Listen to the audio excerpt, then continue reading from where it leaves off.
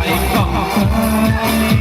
Lời yêu em nếu quên rằng đành mình tôi hơn. Ngồi đây tôi mơ giấc mơ bình yên được trọn đời bên em. Người thương em nếu quên sao tôi cũng bước giờ này như là giấc mơ em đến. Bao đam mê ngày xưa cũng trôi qua rồi, cho con tim này với vòng em mặt tôi. Rồi còn đi nữa đâu khi em thay đổi, một cuộc tình ấm êm mai ngờ san dối. Em cho tôi một đâu biết bao đêm rồi, nay em quay về đây chúng ta thành đôi. Về đi thôi hỡi em đừng nên tin nỗi, cuộc tình mình đã mãi đều là sương khói hết rồi.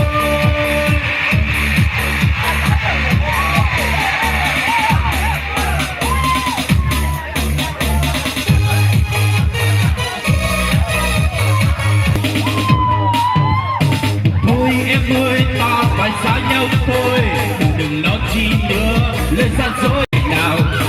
Thôi em ơi tình đã chết mất rồi, còn đâu câu hứa chung đôi. Yêu cứ xưa khi mình trao cho nhau, giờ là những cay đắng là bao đêm mặt đắng.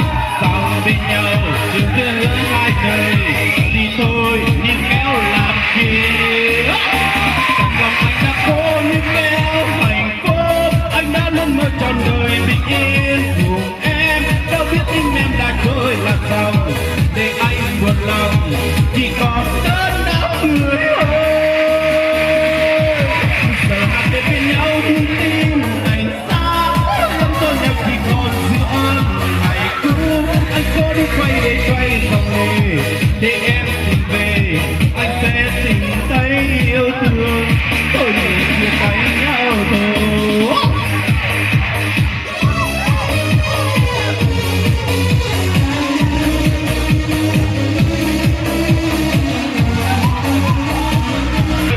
Đừng nói chi nữa lời gian dối ngày nào. Thôi em ơi tình đã chết mất rồi, còn đâu câu hứa chung đôi. Yêu thương xưa khi mình trao cho nhau, là những cay đắng là bao đêm lạnh vắng. Sao bên nhau một hai đứa hai đời, thì thôi em hãy về đi.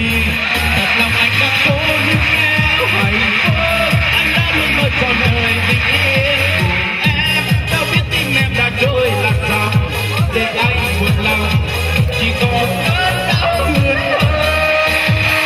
Giờ hai đêm bên nhau nhưng tim lành xa, em cho nhau chỉ còn giữa ngày cũ.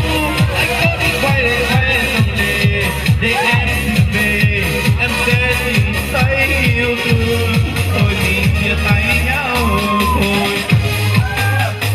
Điều của anh với em cứ ngỡ rằng để ta còn hạnh phúc hơn trong tim. Dẫu không buồn mà đời còn có nhau nhau nhau.